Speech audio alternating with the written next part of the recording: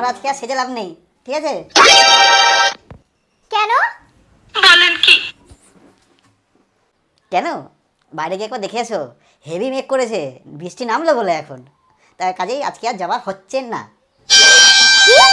এতদিন ধরে আমি এক জায়গায় যাবো ভাবছি, আর বৃষ্টি? মজা আমি দেখাচ্ছি। হ্যাঁ, বৃষ্টি अब देख तू, अब देख तू।